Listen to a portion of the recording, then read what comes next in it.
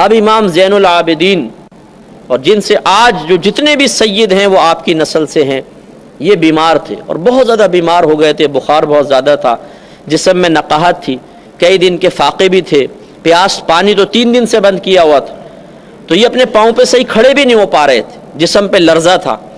تو کہا کہ بابا جان اب مجھے اجازت دیں کہ میں اپنی جان کو قربان کروں۔ امام حسین رضی اللہ تعالیٰ عنہما نے فرمایا کہ نہیں بیٹا، اب اللہ تعالیٰ کا فیصلہ یہی ہے کہ میرا وقت شہادت آ گیا ہے، میں جاؤں گا اور تم عورتوں کے پاس رہو، مجھے اللہ کی رحمت سے یقین ہے کہ تم سے ہی اب ہماری نسل آگے چلے گی۔ بیٹے کو وہاں چھوڑا اور پھر حضرت امام حسین رضی اللہ تعالیٰ عنہما تیار ہوئے۔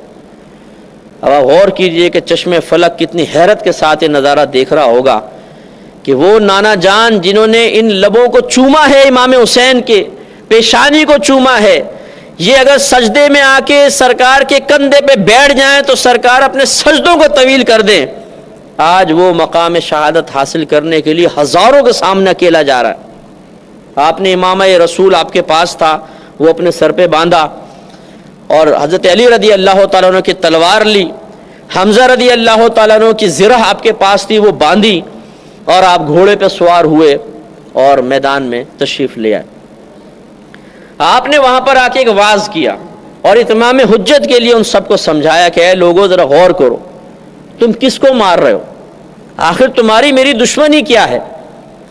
میں نے کون سے ایسا غلط کام کیا ہے کہ آج تمہارے سامنے کھڑے ہو اور مجھے قتل کرنے کے در پہ ہو؟ سوچو کہ جب تم میدان محشر میں میرے نانا جان کے سامنے پہنچو گے تو کس منہ سے شفاعت کا سوال کرو گے؟ اس لیے مجھے پہچانو، میں نواسہ رسول ہوں، اور کم از کم مجھ سے تعارض نہ کرو، اور یہ نہ کرو اپنی آخرت برباد مت کرو۔ لیکن وہ ایسے ظالم تھے، اتنے خبیث قسم کے لوگ تھے کہ انہوں نے کہا کہ لمبا وعظ و نصیحت نہ کریں، ہمیں آپ کا وعظ و نصیحت نہیں چاہیے، مقابلہ ہوگا۔ آپ کو میں نے بتایا تھا کہ حر بھی ان کے ساتھ تھا۔ جب یہ امام حسین رضی اللہ تعالیٰ عنہما کی شہادت کا وقت آیا، اس سے کچھ عرصے پہلے، یعنی کچھ ٹائم وقت پہلے، یہ اس طرف آیا۔ اب دیکھیں، جس کو اللہ تعالیٰ کرم فرمائے، جس کو ہدایت عطا فرمائے، اس نے آ کر کہا کہ اے امام حسین، میں آپ سے معذرت چاہتا ہوں، اگر میں آپ کو جانے دیتا اور کچھ اور راستہ نکال لیتا تو شاید آج یہ صورتحال نہ آتی، اور مجھے بڑا افسوس ہے اور بہت صدمہ ہے کہ تمام معاملات ہو رہے ہیں، کیا میرے لیے بخشش اور نجات کا کوئی راستہ ہے؟ امام حسین رضی اللہ تعالیٰ عنہ نے فرمایا کہ اگر تو ان کا ساتھ چھوڑ دے اور ہمارا ساتھ دے تو میں تجھے اپنے نانا جان کی شفاعت کا وعدہ دیتا ہوں، اور انشاءاللہ اللہ تعالیٰ تیری بخشش و مغفرت کرے گا۔ اس نے اسی وقت حضرت امام حسین کی طرف سے ان لوگوں کو للکارا اور کہا کہ اے لوگوں، میں جہنم چھوڑ کے جنت کی طرف آ گیا ہوں، اور میں تمہیں بھی دعوت دیتا ہوں کہ ہمت کرو اور اس طرف آ جاؤ۔ لیکن بدبختی، وہ بھی لڑے اور وہ بھی شہید ہوئے۔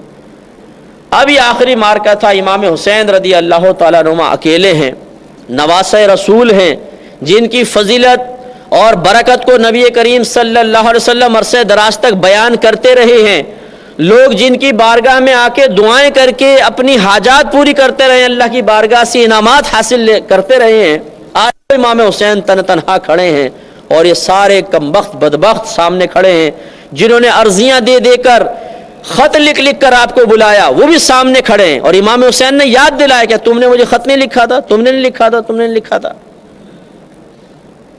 وہ صاف انکاری ہو گیا، ہم نے کہاں لکھا تھا۔ ایک آگے بڑھا، اس نے کہا زیادہ وعظ و نصیحت کرنے کی ضرورت نہیں، تم بہت بڑے بنتے ہو، اب دیکھنا ہم تمہیں کیسے پیاسا مارتے ہیں۔ آپ نے فرمایا اللہ تجھے پیاسا مارے۔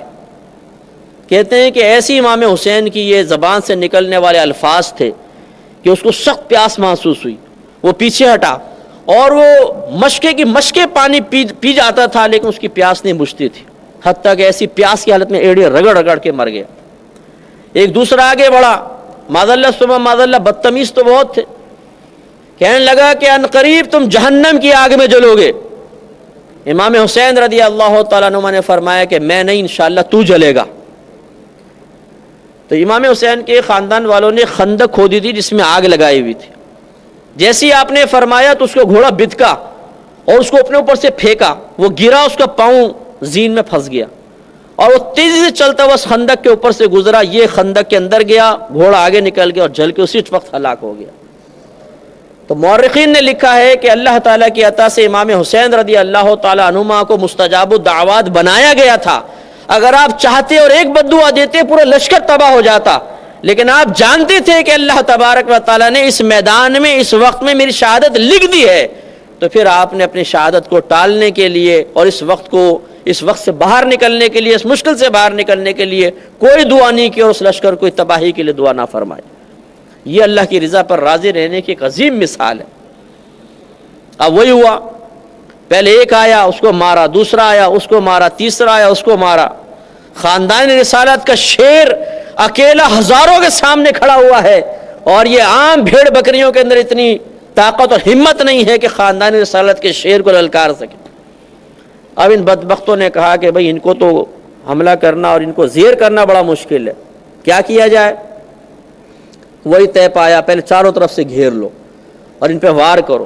چاروں طرف سے گھیرا گیا، حضرت گھوڑے پر ہیں، چاروں طرف سے گھیر لیا گیا۔ آپ وہ منظر ذرا ذہن میں لائیں کہ ہاتھوں میں بڑی بڑی تلواریں ہوں، آنکھوں میں نفرت کے جذبات ہوں، اور جسم پہ وار کر کے جسم کاٹنے کے لیے لوگ تیار ہوں۔ ایک عام آدمی ہو تو دہشت سے چیخنے لگ جائے گا، ہیبت کا عالم کیا ہوگا آپ سوچئے۔ ایک عام آدمی اکیلا اگر آپ کے سامنے چاقو لے کے آپ کو مارے تو آدمی کا مقابلہ کرنا بڑا مشکل ہو جاتا ہے۔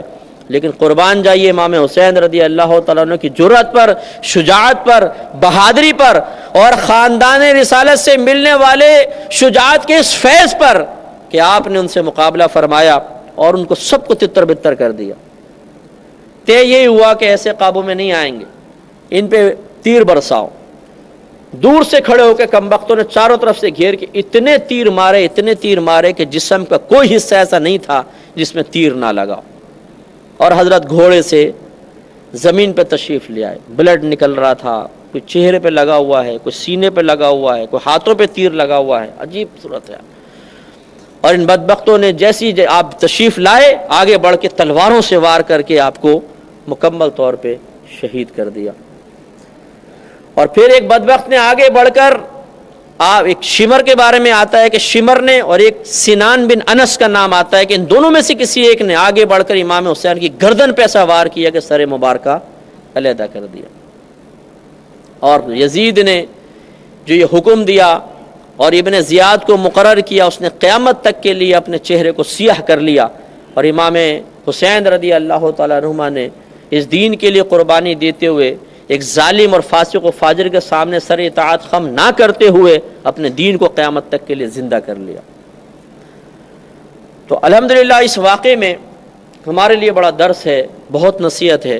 ہمیں صرف ان واقعات کو واقعات کے انداز سے ہی نہیں سننا چاہیے، اور صرف کسی کے بیان کرنے کے انداز پہ غور و تفکر کر کے اس کو اچھا یا اور کسی اور زاویے سے نہیں دیکھنا چاہیے کہ یہ جی اچھا بیان تھا، جی برا بیان تھا، جی بہت مزہ آیا، جی نہیں آیا، بلکہ اصل ہونا یہ چاہیے کہ ہم ان واقعات سے درس حاصل کریں۔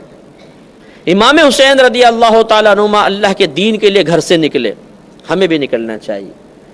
آپ نے میدان میں جانے کے باوجود سامنے ظالم کھڑے، کبھی نماز قضا نہیں فرمائی، ہمیں بھی سوچنا چاہیے۔ آپ نے ہر مقام پہ سچ بولا، کبھی جھوٹ نہیں بولا، دھوکہ نہیں دیا، کسی طریقے سے بزدلی کا مظاہرہ نہیں کیا، ہمیں بھی اس کو اختیار کرنا چاہیے۔